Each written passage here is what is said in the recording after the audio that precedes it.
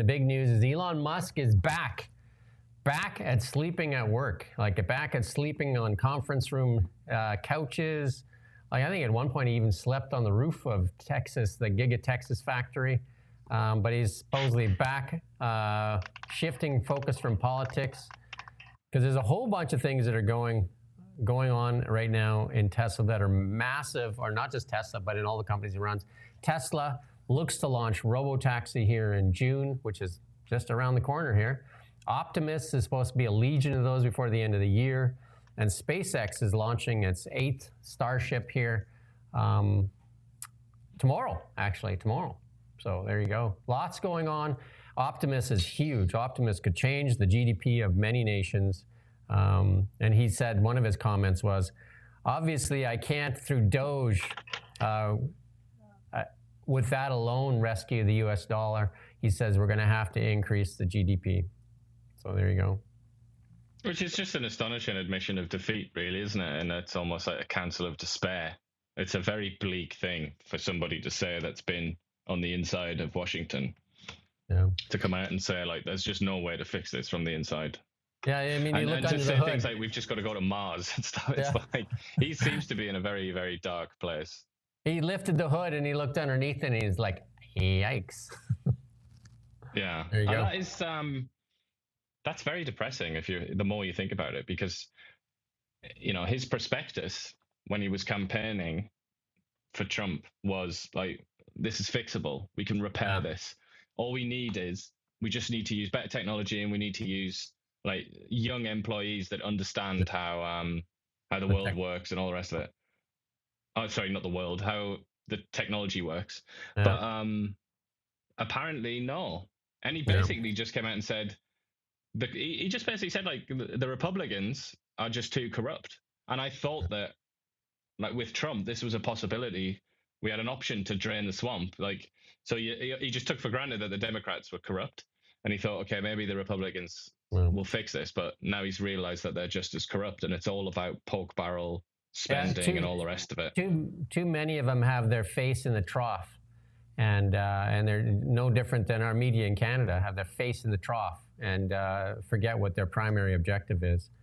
And they always want to say yes. They want to say yes to basically everybody, or they want to say yes to everybody that they think is going to vote for them. And this is like a criticism of democracies, and has been for millennia. You know, going back to Aristotle and people like that. This is a really old criticism of democracies, which is that they can't really exist for that long, because eventually the people will just vote themselves more and more privileges and perks, and the economy will just crash. But that almost seems like Elon subscribes to that theory. I know he reads his classical Greek philosophy, doesn't he? So maybe he's been reading Aristotle. So full self-driving, it will change everything. That is huge if that happens, and that we're going to see right away. That's going to launch here right away in Austin, Texas.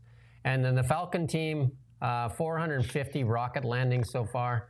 And then the big space Starship is going to launch here. We're going to talk about it in a second, I think.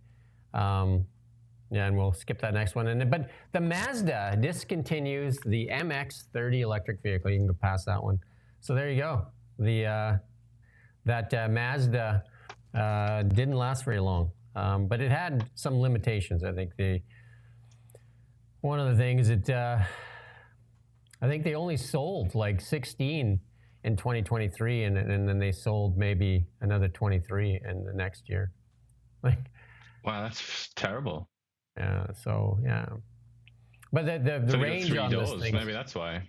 And the range on the thing was pretty abysmal for sure, right? Pretty abysmal, right? So they're 100 miles in range. And then if you factor in some weather stuff and that, I mean, we bought one of the first ones here in Kelowna a long time ago. We bought one of the first Ford Focus electrics. I think it was one of the first ones in BC, and I think the range was like I don't know, like 35 miles or like 60 kilometers, something like that. And if it was wintertime, like the lady driving it couldn't even run the heat to get home, and then she only lived a few kilometers away. There you go. Dan They've come a long McTeague. way, haven't they? Yeah, Dan McTeague It says, there was ever a doubt of the devastating impact of Canada's stubborn adherence to EV mandates would inflict on Canada. This sobering article. And basically, I mean, you and I have said it over and over and over again. Drop the EV mandate or there will be no Canadian auto sector to rescue.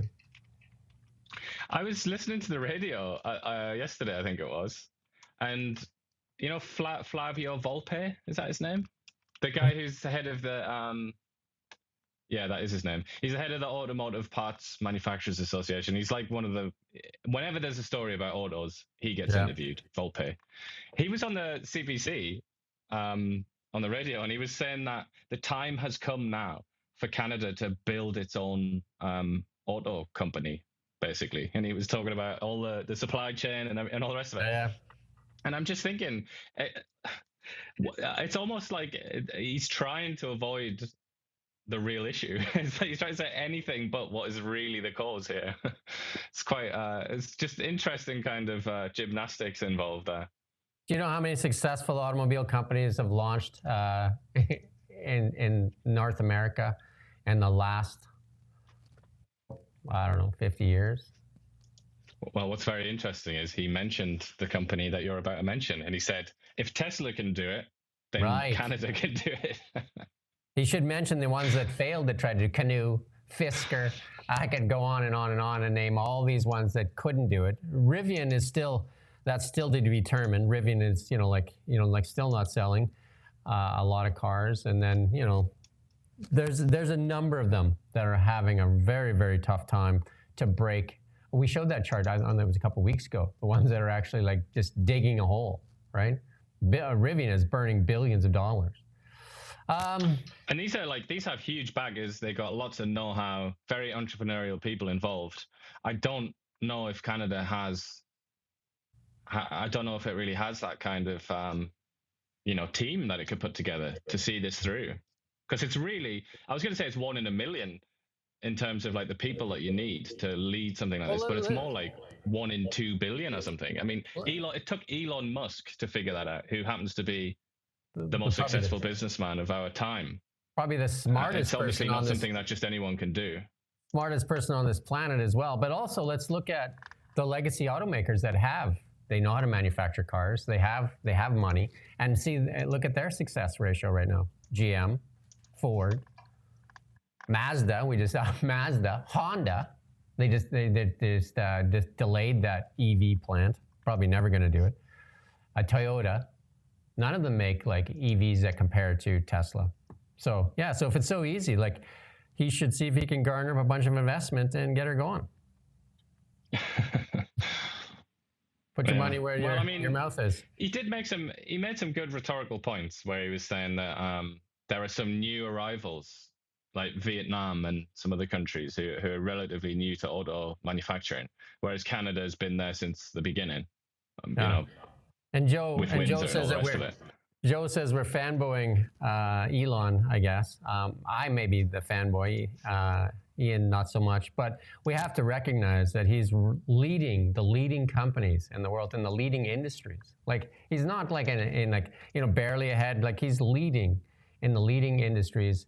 You know what I mean? Like it's like AI. I don't know. I could go on. I mean, if you watch this show enough, you'll know. And here's one. It's stacked, ready to go. Flight 9 for Starship.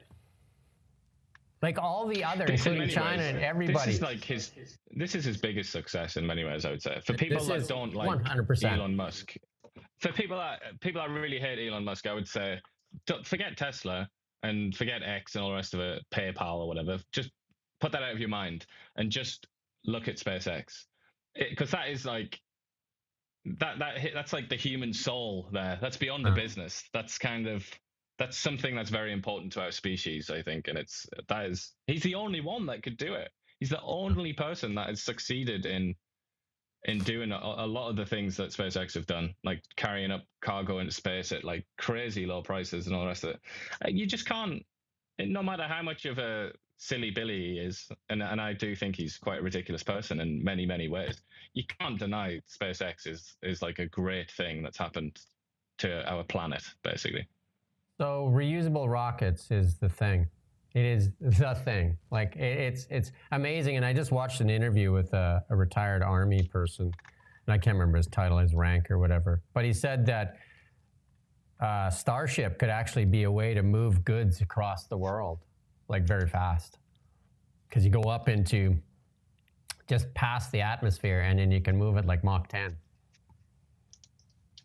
Yeah, well, Richard Branson was talking. I think it was Richard Branson was talking about having some sort of Virgin. He was going to do that, wasn't he? Where you could get to like, you could go from like London to Sydney in like 2 hours or something, or less than that. But yeah, I mean, that's been identified for a long time now, and that would be pretty great, wouldn't it?